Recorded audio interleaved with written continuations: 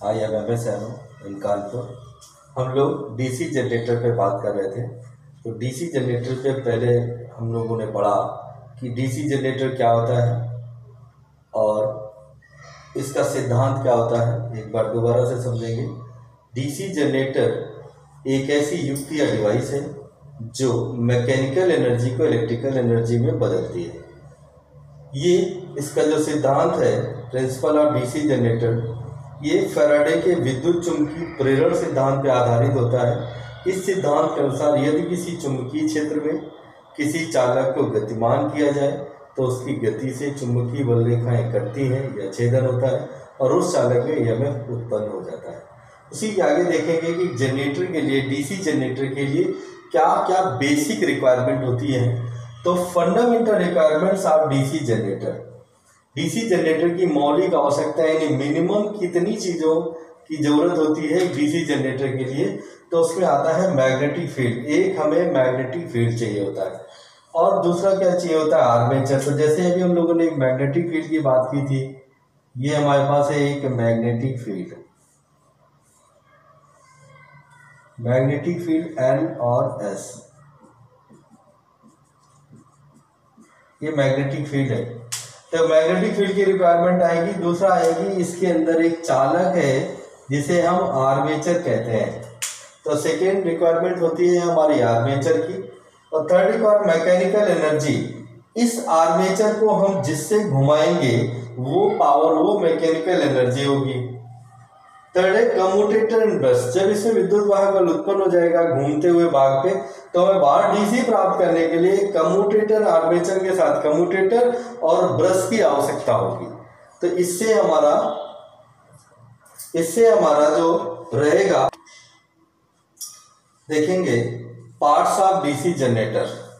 DC generator के क्या क्या पार्ट्स होते हैं, क्या क्या भाग होते हैं। तो इसमें सबसे पहला हम देखेंगे बॉडी। तो बॉडी कहाँ होती है, ये जो बाहरी भाग होता है, मशीन का जो बाहरी भाग होता है, इसे हम कहते हैं बॉडी। इसका दूसरा नाम होता है योक। दूसरा है फील्ड पोल। तो ये जो हमारा होते हैं, ये फील्ड पोल होते हैं। ये दो पोल हैं, 4 हो सकते हैं, 6 हो सकते हैं, 8 हो सकते हैं, अधिक भी हो सकते हैं। तो फील्ड पोल, पोल शू। तो पोल के उभराव, फील्ड पोल का उभरा हुआ जो भाग होता है, ये हमारा कहलाता है पोल शू। आर्मेचर, तो ये जो पॉइंट है हमारा, ये घूमने वाला भाग, इसे हम कहते हैं आर्मेचर। इसमें आर्मेचर वाइंडिंग स्थापित की जाती है। आर्मेचर में आर्मेचर वाइंडिंग स्थापित की जाती है। अभी हम इसके नाम देख लेते हैं सारे, फिर इनके बारे में अलग अलग पार्ट की बात कर लेंगे कि बॉडी क्या होती है, क्या जरूरत होती है, फील्ड पोल का क्या यूज होता है। तो आर्मेचर हो गया हमारा, ये आर्मेचर है, घूमने वाला भाग। कम्यूटेटर, इसी आर्मेचर के साथ एक कनेक्ट रहता है कम्यूटेटर। फिर है हमारा ब्रश एंड ब्रश होल्डर। इसी कम्यूटेटर से ब्रश और ब्रश होल्डर लगाए जाते हैं जो आउटपुट को बाहर देते हैं, जो हमारा डीसी वोल्टेज होता है उसे बाहर डालते हैं। ब्रश लीड, इस ब्रश होल्डर से लीड कनेक्ट रहती है जो बाहर आउटपुट को देती है।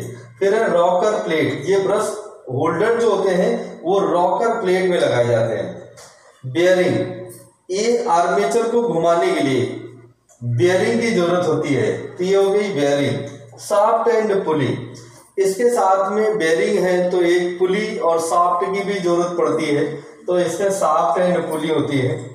फिर आता है कूलिंग फैन। इस मशीन को ठंडा करने के लिए एक कूलिंग फैन की जरूरत होती है। बेड प्लेट, ये जो नीचे का, मशीन के नीचे का भाग होता है जो किसी फाउंडेशन में रख के कसा जाता है, इसे हम कहते हैं बेड प्लेट। फिर है आई बोल्ट या आई होल। ये पॉइंट होता है हमारा आई बोल्ट या आई होल होता है। ये मशीन को हैंग करने के लिए, उठाने के लिए प्रयोग किया जाता है। फिर होता है टर्मिनल बॉक्स। तो ये जो फील्ड के कनेक्शन, आर्मेचर के कनेक्शन जिस टर्मिनल पॉइंट पे आते हैं उसे हम टर्मिनल बॉक्स कहते हैं। तो देखेंगे हमारी जो बॉडी होती है इसका क्या रोल होता है। तो बॉडी जो होती है ये कास्ट आयरन और कास्ट स्टील की बनाई जाती है। तो इसके दो काम होता है, जितने भी आंतरिक पार्ट होते हैं आर्मेचर, फील्ड पोल, उनको सभी को कवर करता है और इस चुंबकीय क्षेत्र को रास्ता प्रदान करता है, पथ प्रदान करता है, मैग्नेटिक फील्ड को रास्ता प्रदान करता है और सभी भागों को सुरक्षित रखता है। ये काम होता है बॉडी का। ये कास्ट आयरन या कास्ट स्टील की बनाई जाती है। तो छोटी मशीनों में कास्ट आयरन और जो बड़ी मशीनें होती हैं उनमें कास्ट स्टील की बनाई जाती है। फिर है हमारा फील्ड पोल। तो फील्ड पोल जो मैग्नेटिक फील्ड की बात कर रहे थे, एन और एस उत्पन्न करने की बात कर रहे थे, वो उत्पन्न होते हैं मैग्नेटिक फील्ड में। तो मैग्नेटिक फील्ड पोल का क्या रोल होता है? चुंबकीय क्षेत्र उत्पन्न करता है, मैग्नेटिक फील्ड को जनरेट करता है। पोल शू, मैग्नेटिक फील्ड का जो उभरा हुआ भाग होता है पोल शू कहलाता है। ये इस मैग्नेटिक फील्ड के दायरा को बढ़ा देता है, इसके एरिया को बढ़ाता है, एरिया को बढ़ा देता है और ये जो वाइंडिंग यहाँ पर लपेटी जाती है उसको आर्मेचर से टकराने से रोकता है, यानी आर्मेचर की तरफ जाने नहीं देता है। तो ये हो गया हमारा पोल शू। फिर आया आर्मेचर, ये जो घूमने वाला भाग होता है जिसमें हम चालक को स्थापित करते हैं और चालकों को घुमाते हैं, जिनमें विद्युत वाहक बल उत्पन्न होता है, उसे हम आर्मेचर कहते हैं। तो आर्मेचर किसका बना होता है? तो आर्मेचर सिलिकॉन स्टील की लैमिनेटेड पत्तियों का बना होता है और आर्मेचर में कोर होती है, उन्हीं कोर पर हम वाइंडिंग को स्थापित करते हैं। तो वाइंडिंग नॉर्मली कॉपर की होती है, एल्युमिनियम की भी हो सकती है। तो आर्मेचर हो गया हमारा। कम्यूटेटर, आर्मेचर में जो विद्युत वाहक बल उत्पन्न होता है वो एसी होता है। अभी हमने थोड़ी देर पहले पढ़ा था कि जनरेटर में जो विद्युत वाहक बल उत्पन्न होता है वो एसी था और उस एसी विद्युत वाहक बल को बाहर डीसी के रूप में प्राप्त करने के लिए हमें जरूरत पड़ती है कम्यूटेटर की। तो कम्यूटेटर क्या करता है? उत्पन्न विद्युत वाहक बल को यूनी डायरेक्शनल कर देता है, एक दिशा कर देता है। तो नेक्स्ट पॉइंट है हमारा ब्रश एंड ब्रश होल्डर। तो जो कम्यूटेटर में विद्युत वाहक बल उत्पन्न होता है उसे बाहर घूमती हुई वस्तु से बाहर विद्युत वाहक बल लेने के लिए ब्रश एंड ब्रश होल्डर की रिक्वायरमेंट होती है। ब्रश नॉर्मली कार्बन के बने होते हैं। ब्रश लीड, इस ब्रश से ब्रश लीड कनेक्ट होती है जो आउटपुट को बाहर देती है। रॉकर प्लेट, इस होल्डर को फिट करने के लिए जो ब्रश होल्डर है, ब्रश होल्डर में हमें ब्रश लगाना है और होल्डर को कहाँ रखेंगे? तो होल्डर को एक रॉकर प्लेट होती है उसमें स्थापित किया जाता है। फिर आता है बेयरिंग। तो बेयरिंग आर्मेचर को सुविधापूर्वक घुमाने में मदद करता है। नॉर्मली जो बेयरिंग इस्तेमाल होती हैं वो बॉल बेयरिंग होती है, लेकिन बहुत बड़े अल्टरनेटर में या जनरेटर में सामान्यतः वो अल्टरनेटर ऐसी होते हैं उनमें जनरल बेयरिंग या बड़ी मशीनों में रोलर बेयरिंग की प्रयोग की जाती है। तो अब आता है सॉफ्ट एंड पुली।